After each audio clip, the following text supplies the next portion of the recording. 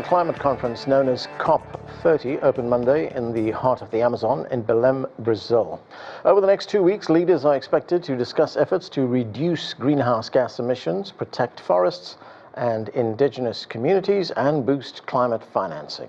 Brazilian President Luiz Inacio Lula da Silva urged the global community to act now in the fight against global warming. Climate change is no longer a threat of the future. It is a tragedy of the present. Hurricane Melissa, which battered the Caribbean, and the tornado that struck the state of Paraná in southern Brazil, left fatalities and a trail of destruction. From droughts and wildfires in Africa and Europe to floods in South America and Southeast Asia, the rise in global temperatures spreads pain and suffering, especially among the most vulnerable populations. For more on the UN Climate Change Conference, let's bring in our panel. Here with us in the studio is Seema Wadhwa. She's the Chief Executive Officer of Net Positive Solutions and was recognized by Time magazine in 2023 as one of the 100 most influential climate leaders. From Virginia, Michael Shank is an adjunct professor of sustainable development at New York University. And here in the studio, Andrew Miller is the advocacy director with the non-profit organization Amazon Watch, and Changhua is the chair of the Governing Council of the Asia-Pacific Water Forum. She joins us from Shanghai in China. Thank you, everyone, for joining us. Changhua, let me start with you. This conference has a lot on its agenda. There's 145 items on the agenda, and it ranges from cutting greenhouse gas emissions to protecting forests. Now, it's been 10 years since the Paris Accord was signed. Projected warming has decreased, but most experts say it's insufficient, what's been done so far. We still see global emissions rising. What do you think should be the priorities for this conference? Well, the COP30 has set a very clear agenda. The Brazilian government, the host, the presidency has said very, very clearly since the beginning that this is the COP of implementation. So yes, you mentioned this 145 action items on the list, but somehow they are grouped in a sort of way that somehow realistically we're going to deliver some of the extreme highly priority, like mitigation, reduction of emissions, financing, forest. You just mentioned there as well, and very importantly, we need to figure out how to mobilize resources on one side, particular financial, to support the transition and adaptation for the poor countries. But in the meantime, really to make sure all the countries submit their NDCs down the road very soon, because now we only have 64 countries submitted already, because without the NDCs from each and every country, it's going to be really, really hard to mobilize financial resources, technology transfer, you name it, to really get this COP into implementation. So that has become a high priority at this moment, and hopefully somehow through the following weeks' negotiation, global leaders will be able to reach a consensus, prioritizing the actions, and very importantly to put the acts together to deliver the targets set or will be set down the road. Right, Changhua, China has pledged to reduce greenhouse gas emissions by between 7 and 10% by 2035. What can you tell us about China's plans? China has said very clearly, actually, its priority agenda in its submission of the NDCs. There are few priorities there. One, energy efficiency, of course, is absolutely the high priority. Secondly, renewable energy or non-fossil fuels definitely is another high priority, because China needs to accelerate the transition away from fossil fuels, particularly coal. But in the meantime, China needs to also to adapt. So for the first time ever, China has included in the NDC the adaptation action plan, which is going to set the priorities in terms of early warning response, emergency response, but very importantly, redefining how we invest in future climate resilient infrastructure. There are many numbers out there already. So besides the 7 to 10% emission reductions, over the peak before 2030, China has already set even more ambitious targets in terms of accelerating non-fossil fuel energy transition, particularly wind, solar, batteries, EVs, you name it. But very importantly, China is also working very closely with the global community, particularly Global South, to make sure that China's experience, its capability has made a very strong case and also good example for other developing countries to feel more confident to transition their energy towards cheaper, affordable, and also clean energy. So China definitely continue to play its role in the international context, particularly through this climate South-South partnership. So hopefully somehow, rather than being distracted by geopolitics, China will continue to work with others to really accelerate the global clean energy transition. Okay, Michael Shank, Changhua mentioned the NDCs there. Those are the nationally determined contributions, and a bit of background here. So every 5 years, the 195 signatories to the Paris Climate Accord are expected to submit these reports, these climate plans known as NDCs. At last check, according to Climate Watch, only 79 countries had submitted those reports. Why are so many countries failing to live up to their commitments? What an underwhelming show with these NDCs, and a current tracking of those NDCs put us at only 10 to 12% greenhouse gas emission reduction by 2035, when we need to be reducing greenhouse gas emissions by 60% by 2035. So if you look at those current NDCs, and only 79 submitted so far, that gets us to 10 to 12% GHG reduction by 2035, well below what we need to be doing if we want to keep the planet at 1.5 degrees warming from pre-industrial temps. Why is it such a poor showing? Well, a lot of the big emitters aren't showing up at COP30, and in fact, we're seeing rising authoritarianism and populism in Europe and in North America, which is clawing back some of those earlier climate commitments that we saw in Paris and since Paris. So we're seeing rising authoritarianism and populism in some of the countries and continents where that leadership was once present. It isn't now, and so it's kind of saying to all countries, the way in which you plan for this may not be as necessary as it once was. Seema, there was a warning from the United Nations Secretary General Antonio Guterres. He told delegates that the world is not on target to limit the long-term average global temperature increase to well below 2% from pre-industrial levels, and to pursue that 1.5% level. Let's listen to what the Secretary General had to say. Clean energy is winning in price, performance, and potential, offering the solutions to transform our economies and protect our populations. What is still missing is political courage. Fossil fuels still command vast subsidies, taxpayers' money. Too many corporations are making record profits from climate devastation, with billions spent on lobbying, deceiving the public, and obstructing progress. So President Trump has called climate change a hoax.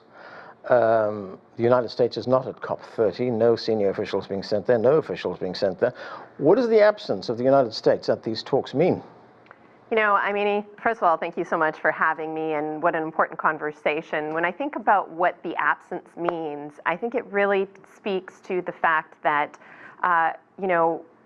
there is just not enough power behind what needs to be done. And when we think about, when we heard the comments about the impacts, really what we're not accounting for is the financial and the health impacts that are coming from climate change. And with the United States, once a leader in this space not showing up in these conversations, it's missing some of the drive in terms of the change we need to see.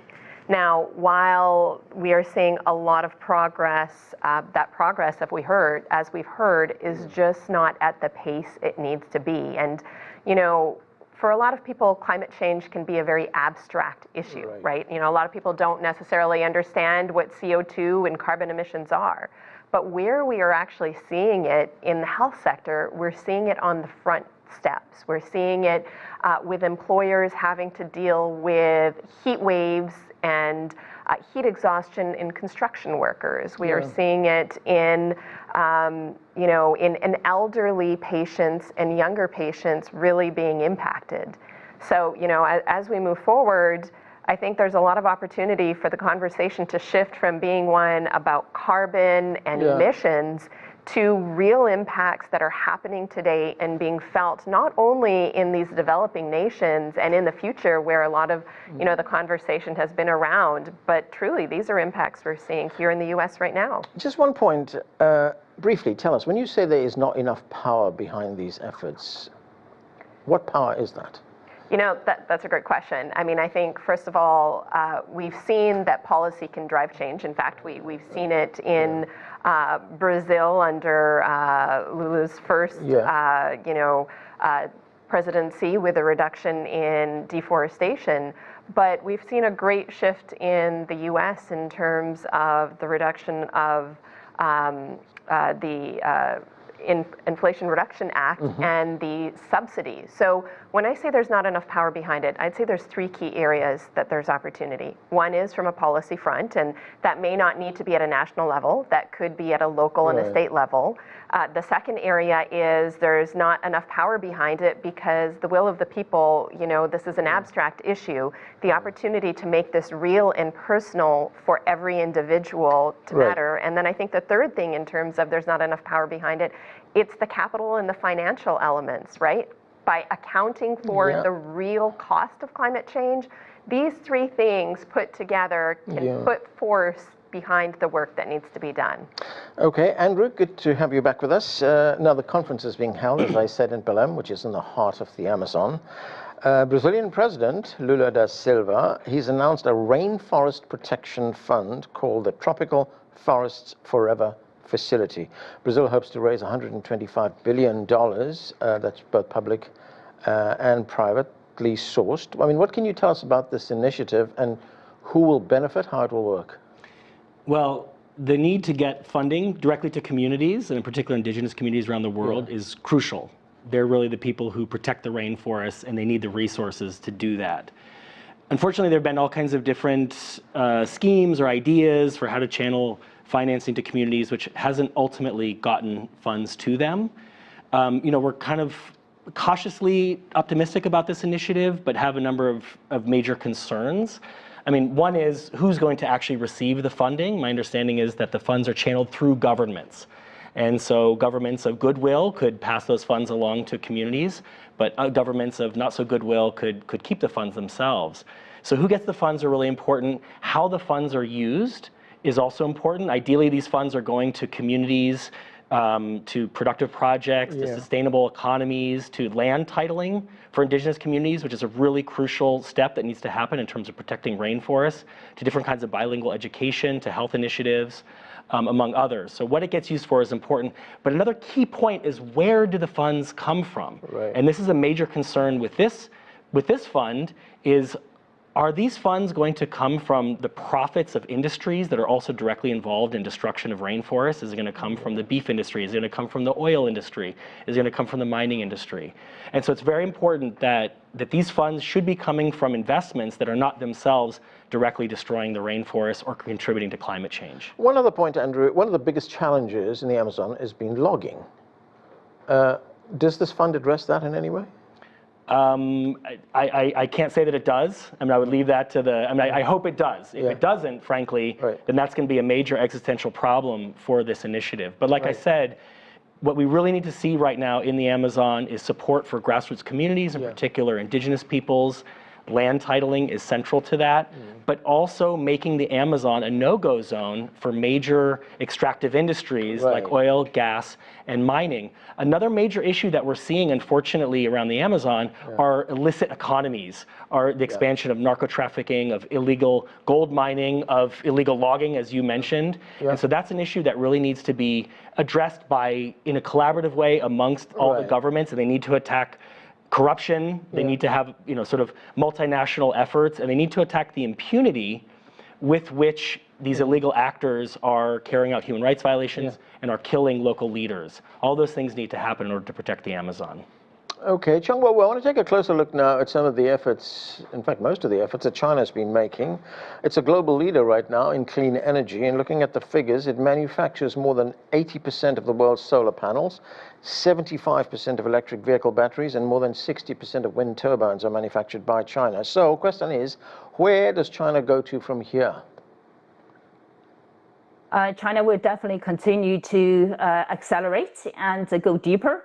And as all the numbers actually data show that China is already well positioned in leading global clean energy transition. If you look at the just announced national strategic thinking around the next 5 years planning, and so China is doing much deeper, more complex, systemic sort of way of thinking in terms of how to further enhance the foundation for accelerated the clean energy transition. If you look at the power system, the grid system, and the infrastructure needed, but very importantly, also really enhancing the governance, accountability, transparency, disclosure, you name it. And there is the other very important sense about capability, and particularly the younger generations. I think this early on the conversation was about either or, particularly the current context actually in the US is either or issue. But for China and many other emerging economies, it's both an and, because we have to do all the efforts we have to. But in the meantime, I think we started to recognize that there's a very strong synergy, co-benefits, win-win, in that sort of context there, so that it's no longer an either-or situation. So on the China side, China has already set a few key targets for the next 5 or 10 years, besides the NDCs. So now the next 5 years will cover, the efforts until 2030. We'll continue to deliver our global commitment of peaking before 2030.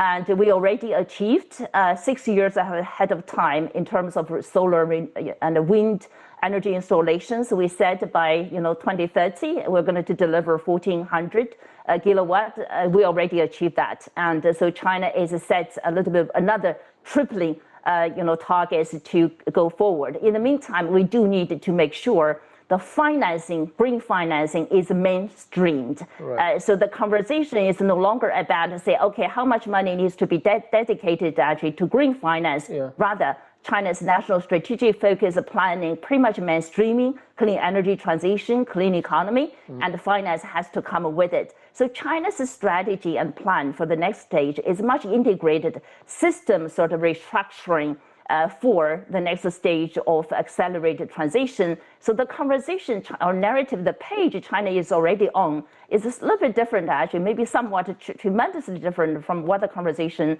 is happening in the US at this moment. Okay, Michael Shank, China is making good progress, but at the conference, the Brazilian diplomat André Correa do Lago, who is also president of these climate talks, he says rich countries have lost enthusiasm for combating the climate crisis. Let's listen to some of what he had to say. I think that China has a very elegant attitude that they don't give lessons to other countries like sometimes some countries do, and they do the best they can do, and this has been somehow a revolution in this new economy that is emerging, and there is no country that is betting so much on this new economy than China, by really concentrating on technologies, on scale, on quality, and in finding solutions that really, at the end, benefit everybody. So, Michael, this goes back a little to what we were talking about earlier on NDCs, but what do you believe needs to happen for more developed countries to get on board? Well, I appreciate how many interviews Delago has done in prep for COP30, and props to CGTN too for interviewing him. I encourage everyone to watch that full-length interview with Mike Walters. It's a great interview. And to his credit, he's encouraging others to be like China in all the ways that Changhua has already mentioned, that you've mentioned, Anand, in terms of their leadership across solar, wind, battery storage, heat pumps, electric vehicles, charging stations, and more, to make it affordable globally for developing countries to make the green transition quickly. Now, in terms of how do we get some of the biggest emitters to really lead when the NDCs were underwhelming, as you've already noted, Anand, if you look at the UN's goals for COP30, it's to get a plan in place, making sure countries are planning appropriately and aggressively for 2035. It's to get countries to pay for the transition, to get countries to repair the damage done to countries around the world that are suffering from disproportionate burdens and impacts from climate change. And they even talk about re-Parising, finding the mojo again from Paris. And frankly, I don't know if that's the fix. With all due respect to the UN, I think we need to rethink how we convene. We've done this for 10 years. The NDCs are underwhelming. We're overwhelmingly behind where we need to be, as I've already talked about. We're only at 10 to 12% GHG reduction by 2035 when we need to be at 60% GHG reduction by 2035. Frankly, maybe we need to consider a global investment conference where countries come to the table to think about investing in the way that China has done across solar, wind, battery storage, EVs, heat pumps, and more, or a security conference to talk about displacement and migration. We're seeing in the Philippines, 1 million people displaced from typhoons that has been exacerbated by climate change. We'll continue to see this kind of displacement migration happen globally. Maybe we should frame this as a security conference, or maybe even, as Seema has already mentioned, a health conference where the health impacts are known, they're only rising in terms of heat impacts, heat-related deaths, but also pollutants, pollution-related death. And if we cut down these forests, that is killing the lungs that we depend on to keep us alive and thriving. So I'm thinking of all the ways in which we could rethink this moment, because after 10 years, we are not where we need to be. Seema, let's talk a little bit more about something that both you and Michael have talked about, and that is the impact on people's health that climate change has. The World Meteorological Organization announced that 2025 will be the second or third warmest year on record, average temperatures in August hitting 1.42 Celsius above the pre-industrial average. And there could be, and this is the frightening figure, there could be an additional 2 million temperature-related deaths by the end of the century. So what do you expect to come on that particular issue out of this conference? You know, I think over the last 5 years, we've seen an exponential rise in terms of how health is being centered when it comes to climate change. And I think the reality of why that's happening, it's not political will, it's the fact that people's lives are being impacted today, their health, their children's health, their parents' health. It's all happening real time. So in terms of what do we expect to happen now, sadly, COP28 was the first time ever, 28 times coming together, the first time ever that there was a dedicated health pavilion at a COP. So where we are today at COP30, you know, there are more and more health leaders at the table as part of the conversation. And I think, quite honestly, it is, you know, as Michael also alluded to, we are going to have to find a different way to talk about and address and make real these challenges where people are understanding that it's not just some, you know, theoretical challenge in the future. And, you know, another thing I would say to that is, it's not only that it is impacting health, it is actually then also impacting the financial outcomes from that. You know, I think I've shared previously that, especially here in the United States, where we need to have more climate action happening, you know, a lot of those external health costs are currently not being accounted for anywhere. When we have these stats on the number of billion-dollar events that happen in the U.S., they don't account for the health-related costs. They're not accounting for, you know, how much large companies are paying for their employees when they go into the ER and when they're admitted for these patients, these patients are admitted. And, you know, so I would say if Paris was about making promises, what's different now, 10 years forward, is I hope that this COP is about people and not promises. Right.